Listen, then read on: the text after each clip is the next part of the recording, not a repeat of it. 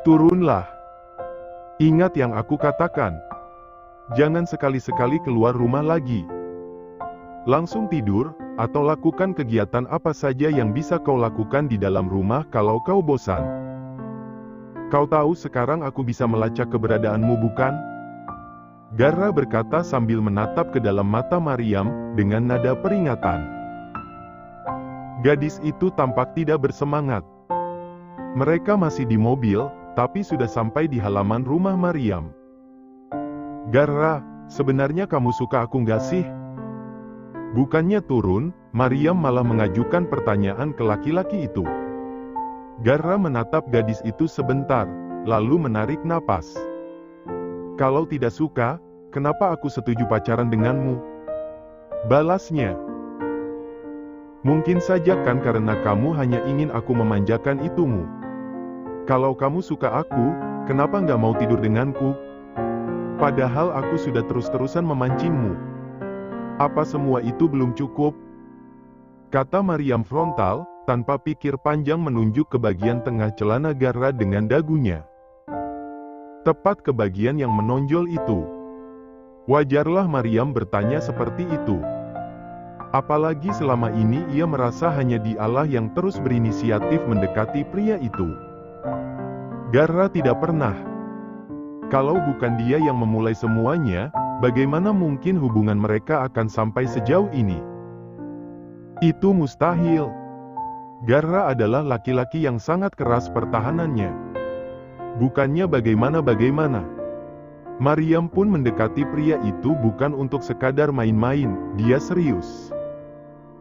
Karena itu ia tidak segan-segan memberikan keperawanannya pada Garra kalau pria itu mau. Tapi nyatanya, sepertinya Garra tidak ingin menyentuhnya. Bukan tidak mungkin kan perkataan pria itu yang tidak ingin merusaknya sebelum mereka menikah hanyalah basa-basi. Bisa saja kan, Garra bilang begitu hanya untuk menghindarinya. Siapa suruh terlalu cuek, Maryam akhirnya jadi berpikir yang aneh-aneh. Berpikir kalau pria itu tidak serius dengannya. Dia juga perempuan normal. Ada masa di mana dirinya menjadi ragu seperti sekarang ini. Garra menatap Maryam lama.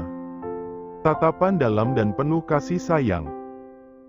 Orang lain yang lihat cara laki-laki itu menatap, pasti akan langsung mengetahui bahwa perempuan di depannya ini spesial.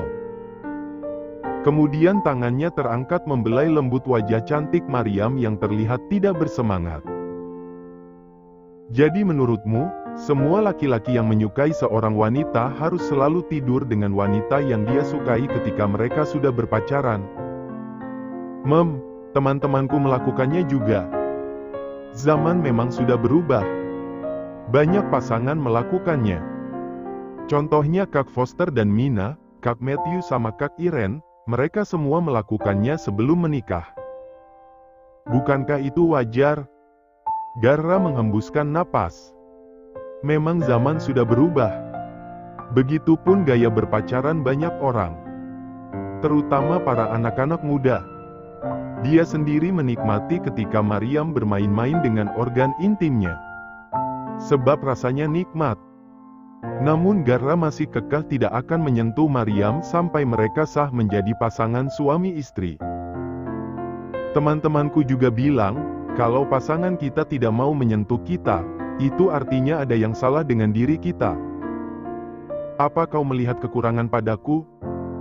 Coba lihat baik-baik apa yang kurang, aku pasti akan memperbaikinya agar kamu puas. Garra terkekeh. Bodoh, pria itu menyentil pelan dahi Maryam. Di mataku kau sempurna. Jangan dengarkan perkataan orang lain. Lalu, kenapa kamu tidak ingin bercinta denganku? Padahal aku sudah sangat siap memberi diriku padamu. Belum waktunya. Banyak hal yang harus aku selesaikan sekarang. Kau juga, apa kau akan terus bekerja jadi cleaning service di departemen kepolisian? Garra menatap Maryam serius. Mengubah topik. Karena ia tahu, gadis itu pasti punya impian lain. Dulu Maryam suka sekali menggambar. Cita-citanya dari kecil adalah menjadi desainer terkenal. Gara penasaran kenapa Maryam sepertinya tidak tertarik untuk mengejar cita-citanya lagi. Padahal dulu, ia sangat antusias dan bahagia dengan dunia fashionnya. Sekarang kau sudah mendapatkan keinginanmu, aku sudah menjadi kekasihmu. Selanjutnya, kejarlah impianmu. Bekerjalah sesuai dengan bidangmu. Tidak perlu lagi melakukan pekerjaan yang tidak cocok denganmu. Jadilah desainer hebat seperti cita-citamu dulu. Ucap Gara. Dia serius. Serius ingin Maryam mengejar cita-cita gadis itu. Namun sepertinya ekspresi Maryam berkata lain. Ia tidak tampak senang begitu Gara mengatakan pendapatnya. Mendengar kata desainer, mengingatkannya pada kejadian dulu. Maryam marah. Sejak kejadian yang tidak mengenakan menimpa dirinya dulu, ia jadi tidak ingin terjun ke dunia itu lagi. Ia sudah terlanjur sakit hati dan tidak mau lagi mengejar cita-citanya. Gara menyentuh pipi Maryam dan mengusapnya lembut. Hei, kenapa? Apa aku membuatmu marah? Gumam pria itu. Maryam menggeleng. Ia hanya marah karena mengingat kejadian yang membuatnya tidak senang semasa dia lulus kuliah dulu. Gadis itu lalu tersenyum cerah di depan Gara. Enggak. Aku hanya enggak berminat lagi menjadi desainer. Kenapa kita enggak langsung menikah saja? Sekarang aku ingin jadi ibu rumah tangga yang akan mengurus anak-anak kita nanti. Itu saja. Serunya. Gara terkekeh. Dasar nakal, jangan mengalihkan pembicaraan. Pikirkan ucapanku tadi dengan serius.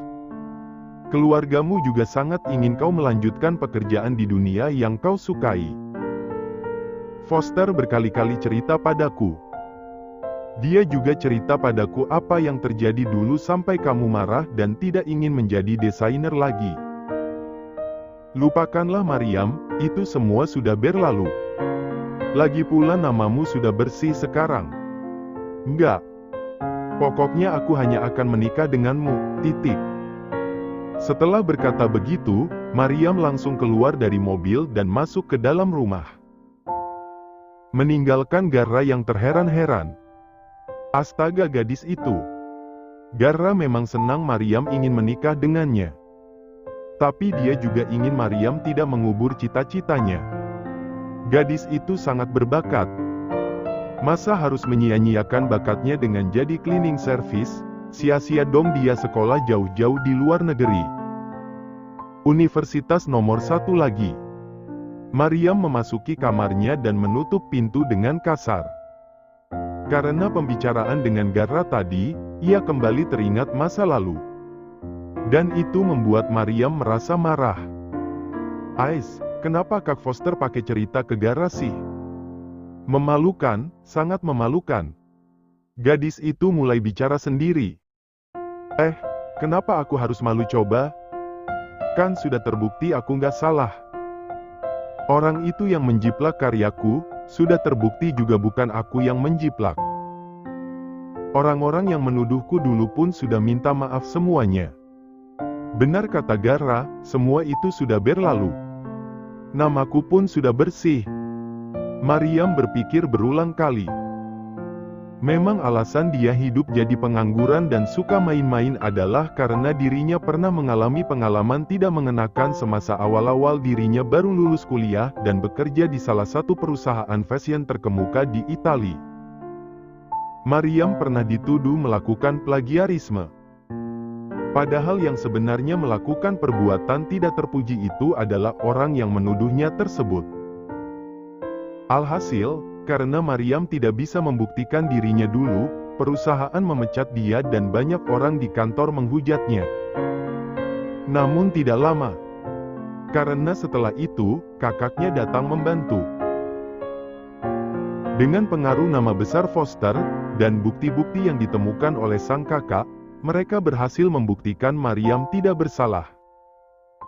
Gadis itu tidak menjiplak karya orang, malah sebaliknya. Maryam difitnah. Foster melaporkan pelaku yang menjiplak karyanya dengan 2 tuduhan. pencemaran nama baik terhadap adiknya, dan tuduhan plagiarisme. Pria itu juga ikut menyalahkan perusahaan yang sudah sangat merugikan nama baik Maryam sampai berpengaruh pada mentalnya. Pihak perusahaan akhirnya meminta maaf dan ingin mempekerjakan Maryam kembali. Namun gadis itu menolak, ia sudah terlanjur sakit hati. Semenjak saat itu Maryam memutuskan pulang ke Indonesia dan menjadi pengangguran, sampai sekarang. Bahkan ia masih menolak bekerja di bidang itu karena masih sakit hati. Namun di balik semua itu, ia merasa takut kejadian yang sama akan terulang kembali. Itulah alasan pertama dirinya menghindar. Pelak. Aduh, siapa sih? Maryam mengelus-elus kepalanya yang terasa sakit akibat seseorang menimpuknya dengan bantal sofa. Ia pikir mamanya. Namun ketika ia mengangkat wajah, dirinya mendapati kakaknya tengah berdiri di bagian tengah kamarnya sambil bersedekap dada. Lelaki itu menatapnya lurus-lurus. "Kak Foster, kok bisa masuk? Pakai nimpuk kepalaku segala lagi. Gak sopan tahu sama adik sendiri." Sembur Maryam bete. "Makanya jangan melamun," balas Foster. Lelaki itu lalu berjalan mendekat dan ikut duduk di kasur Maryam, di sebelah gadis itu. "Aku dengar kau dan Gara sudah berpacaran," ujar Foster. Perkataan itu berhasil mengembalikan mood Maryam lagi. Gadis itu mengangguk kuat. "Lihat, Gara tidak menolakku seperti yang kakak bilang. Aku berhasil membuatnya menyerah dan menerimaku. Katakan, aku hebat bukan?" kata Maryam dengan dagu terangkat, menyombongkan dirinya di depan sang kakak. Foster tertawa geli. Awalnya dia memang ragu dan heran ketika mendengar Gara setuju berpacaran dengannya. Tapi kalau diingat-ingat lagi, dari mereka masih SMA dulu Gara memang sering menanyakan Maryam. Foster saja yang terlalu cuek dulu jadi tidak sadar. Sekarang, ia baru menyadari. Rupanya Gara sudah memperhatikan Maryam sejak dulu. Namun Foster tetap penasaran bagaimana caranya Maryam menaklukkan seorang Gara yang memiliki sifat kaku melebihi dirinya. Foster yakin Gara tidak akan berinisiatif memacari adiknya lebih dulu. "Katakan, bagaimana caranya kau berhasil membuatnya menyerah padamu?" tanya pria itu. Maryam tidak langsung menjawab. Pikirannya kembali ke masa di mana dirinya mabuk dan menginap di rumah Gara.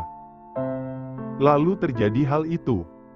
Perbuatan nakal yang ia lakukan terhadap Gara tanpa sadar.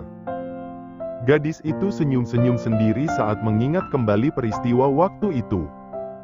Ia yakin Gara mulai menyerah dan pacaran dengannya karena kesuciannya sudah ternodai oleh tangan Maryam. Di sampingnya, Foster mengernyitkan mata melihat perubahan wajah adiknya. Dari wajah gadis itu dan dari pengalaman yang ia lewati dulu waktu awal-awal dirinya ingin menaklukkan Mina, sepertinya Foster bisa tahu apa yang sedang dipikirkan Maryam sekarang. Berkaca pada perbuatannya dulu, dia dan Maryam juga punya ikatan darah. "Maryam, jangan bilang kamu." "Aku apa?" Maryam memiringkan kepalanya menatap sang kakak. "Apa kamu melakukan itu pada Gara? Kau memperkosanya?" Foster mengecilkan suara di kalimat terakhirnya. Takut mama mereka tiba-tiba datang dan mendengar semuanya. Maryam melotot seketika dan memukuli lengan kakaknya. "Kak Foster kok ngomong gitu sih? Nggak sampai sejauh itu kali," cetus Maryam. Tidak terima dibilang dia memperkosa Gara. "Tidak sampai sejauh itu." Lalu, Foster mendesak. Ia ingin tahu. Kalau tidak sampai sejauh itu, berarti tetap ada yang terjadi dong. "Kakak beneran ingin tahu?" Foster mengangguk. "Tapi janji jangan bilang ke mama. Aku bisa habis nanti kalau mama tahu." Foster mengangguk lagi. Maryam lalu berbisik di telinga sang kakak. "Aku hanya bermain-main sedikit, sengaja menggodanya untuk menaklukkan dia. Bisik Maryam sontak membuat Foster terperangah. Persis dia. Adiknya persis dengan dia dulu. Ya ampun, Foster benar-benar tidak menyangka Maryam bisa seberani ini. Apalagi dia perempuan. Kau benar-benar membuatku tak bisa berkata-kata, ucap Foster masih tercengang. Maryam tertawa. Kenapa, lagian Gara suka? Gadis itu menyombongkan diri. Cekak-cekak, Foster masih tak berhenti-berhenti tercengang. Sekarang dia jadi penasaran, apakah sewaktu pacaran dulu orang tua mereka juga seperti itu atau tidak? Apa jangan-jangan sifat seperti itu memang turunan? Oh iya, aku dengar kau bekerja di kantor yang sama dengannya. Kata Foster kemudian mengalihkan topik. Mama sudah bilang, keluar dari sana secepatnya. Kau terlalu menyia-nyiakan bakatmu. Ujar Foster, wajahnya berubah serius. Sebagai seorang kakak, ia tidak mau adiknya terus-terusan seperti ini. Maryam berbakat, dan Foster tidak akan membiarkan gadis itu mengubur bakatnya begitu saja, hanya karena kecewa pada masa lalu dan kekhawatiran yang malah akan merugikan dirinya sendiri. Gak mau. Tolak Maryam langsung. Foster menarik napas, terus menatap Maryam. Maryam, sampai kapan kau akan kekanakan begini? Semuanya sudah berlalu. Tahun-tahun pertama kau meninggalkan pekerjaanmu aku masih bisa mengerti. Tapi ini sudah terlalu lama, sudah 3 tahun. Aku akan memberi waktu 1 minggu. Setelah itu kau bekerja di perusahaanku. Kebetulan kami membutuhkan seorang desainer. Tapi, aku ingin jadi cleaning service saja. Aku lebih tertarik dengan itu. Kata Maryam kekeh. Jangan jadikan itu alasan. Aku akan memberi waktu 1 minggu padamu. Kalau sudah sampai batas waktunya dan kau tidak muncul-muncul di kantorku, percayalah aku sendiri yang akan menyeretmu. Nada ancaman terdengar jelas dari suara Foster. Kalau tidak begitu, Maryam tidak akan pernah bangkit. Biar bagaimanapun Foster tidak akan membiarkan adiknya mengubur bakatnya seperti ini. Apalagi mamanya sudah beberapa kali mengeluh dan menyayangkan Maryam yang acuh tak acuh dengan hidupnya, terkesan tidak serius dengan masa depan. Sebagai anak sulung dalam keluarga, juga seorang kakak, dan orang yang paling banyak pengalaman di dunia bisnis, Foster pasti akan membuat adiknya menjadi salah satu fashion designer yang diperhitungkan.